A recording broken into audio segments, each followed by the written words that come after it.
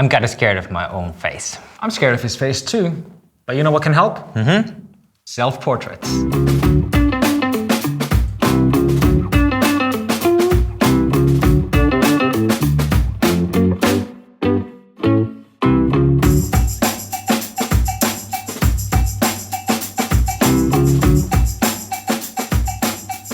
So, today we're going to talk about self-portraits. And Janne, what do we know about self-portraits? Zero. Yes, exactly. So, we're gonna call our friend Jenni, who is a social media expert, professional blogger. Extraordinaire. Yeah. So, we hope to get some tips from Jenni. Yeah, she'll know what to do, and she will have to school us noobs in this area, so this should be fun. Yeah. Fine, should we give her a ring? Yeah, let's call her. Okay. Ring, ding, ding, ding, ding, ding, ding. Hi! Hello! Hello, nice to see you. Good to see you too. Yeah. So, we have an episode about self-portraits and we don't know anything about them. So, could you Help us? Yeah. Yeah, well, I don't know if I could say an expert on the subject, but in my job in social media, I guess it's pretty common for bloggers to take selfies. And actually, when I got asked to do this video interview with you guys, I realized that I never really take self-portraits with the actual camera. Okay. So I usually just take my cell phone and, just take a quick selfie whenever I need to. And whenever there are photos of me on my social media or in my blog, they are taken by other people. Okay. Usually with my own camera, but still by other people. Yeah. So I decided to take this as a challenge. So I actually did a little bit of experimenting and realized that I've kind of been an idiot not doing this before because it was super easy and the results were immediately really nice. So together with Jenni, we made these 3 portrait challenges that Jenni made during the weekend. And the first challenge was the perfect cozy moment. my cozy moment will most likely look very boring, me on a couch snoring. So I would like to hear about Jenni's. Well, it wasn't that far from yours, actually. I was just sitting on the couch, drinking tea. That was kind of a familiar setting for me, as this kind of photos are very common in social media. So I used a tripod, and then I used the phone. There's this Olympus image share app that is super convenient. You can import photos from your camera or your memory card to your phone, but you can also use the app as a remote control. Mm-hmm. And that's right. You see a preview of the image on the phone, right? Yeah, I see the preview, but then I can also adjust the focus and so for example, what I did was that I had my phone on my hand while I was doing these little adjustments. And then I put the timer, and then I put the phone away, and then I'm ready there with my teacup, and it takes the photos. All right, so we are finally getting to see the actual photo. Yeah. Jonas, do you feel cozy? I feel cozy. So this is your final photo, right? Yep. Well, that is perfect cozy moment. Just like me at home. Yeah, I can guarantee that I wouldn't look that cozy. Now, how much of the photo do you think is set up versus you in the photo feeling, for example, cozy? I would say that most of the photos like this are set up. Yeah. Because it's not really natural to start taking photos in a moment when you're actually feeling really cozy. And sometimes the real representation of your feeling is not super good looking on the camera, or it's not very flattering or whatever, But I think it's also about practice. There are a lot of people saying that I don't look good on photos or whatever, but then it might be just that the light is coming from an unflattering angle, or the camera is in an unflattering angle or something. Sometimes it's very little adjustments that you can do to make yourself look nicer. Oftentimes it's the difference between moving your head 15 degrees and you look amazing to what is that? So it's... You and me too? Yeah, you and me too. Okay. For us, I don't know how much we need to turn our heads to make it. So the next challenge was props are everything, and how to use props for your self-portrait. So yeah, Jenni, how did you tackle this one? What props did you use and what kind of photo were you after? Well, I decided to go very simple. I think my photos always look the same as they are taken in my studio that is not huge. And by studio, I don't mean a photography studio. I mean my apartment. and there's not that much room for experimenting because the space is very limited.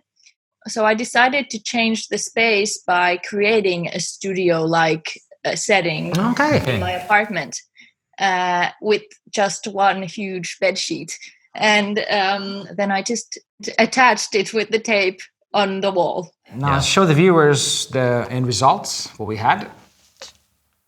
Super good looking. This is super good looking. Yeah. And you totally doubled up. You changed a mundane, normal bedroom into a studio. I applaud you on that. That's well done.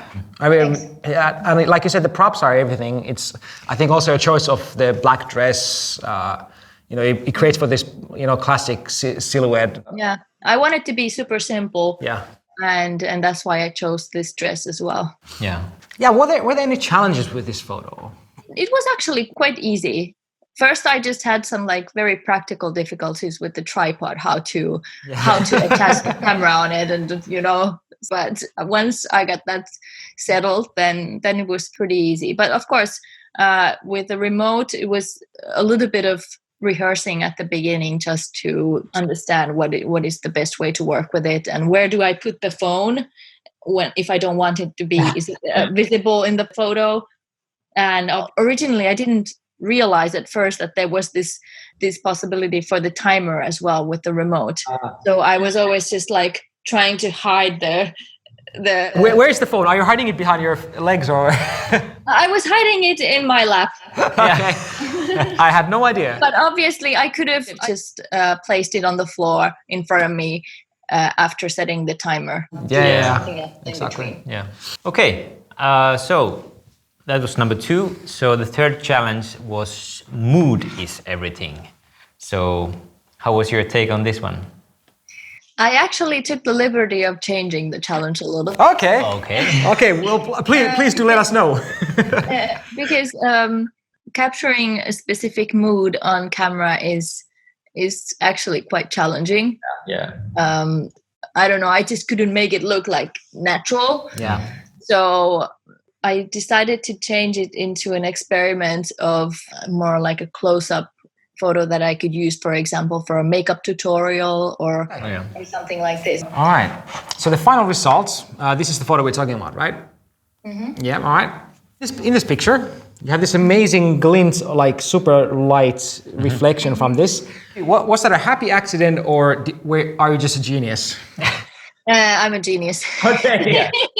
No, I was definitely paying attention to what I see in the mirror. There were different versions. I was trying out different things, but then I thought it's actually quite beautiful if the light from the window is shining directly into the mirror and there's this shiny little light bulb. Yeah. Without that, it would look totally different. Yeah. Because right now it just sets off the mood. It's like bling, everything's super, super, super kind of happy and moody in a good way. Yeah.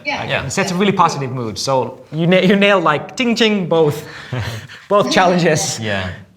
So how did you feel getting so close to your face with the camera? I am kind of used to having photos taken up close as well, but it's also depending on the lens that you use, how your face looks. Sometimes you look really strange if you take a close-up photo with a lens that is a bit wider. So you have weird shapes or But I realized that I have developed this kind of habits of what kind of angles and sides I like. I realized that I'm always going for the same things I like. So yeah, this is something that I could experiment with as well. Good stuff. What you think were the 3 tips or the 3 best things you learned about this? Well, I always say that, everyone says that photography is all about light. Experiment with the direction of the light, whether it's coming from behind front or on the side a little bit, you can make the photo look completely different. Yeah. That's good. So that's one thing. One thing is just like having the courage to go out of your comfort zone. Because, for example, for me, just doing this challenge was a bit of a, well, it was a challenge. So I felt like it might be difficult. It might take a lot of time. Do I have the time to start learning something new? And then it turned out actually to be very easy. And it didn't take that much time. Instead, I, in a very short amount of time, learned a new skill that might be really useful in the future. And we're happy to hear that. Yeah. And I definitely am going to take self-portraits more with the actual camera from now on. Yeah, so you can fire the person who's taken photos of you before. Yeah. I'm sorry, people. I'm sorry if you just got out of a job. Yeah.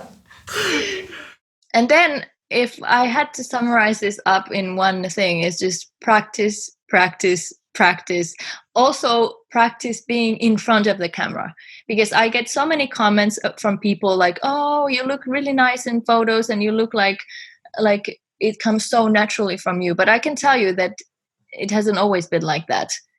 I used to hate having my photo taken as a teenager so much that there are basically 0 photos of me in our family albums. My dad has told me that you might think that there is no daughter in our family because there are no photos of me. Wow. So considering that, it seems quite crazy to think where I am right now and what I'm doing for a living.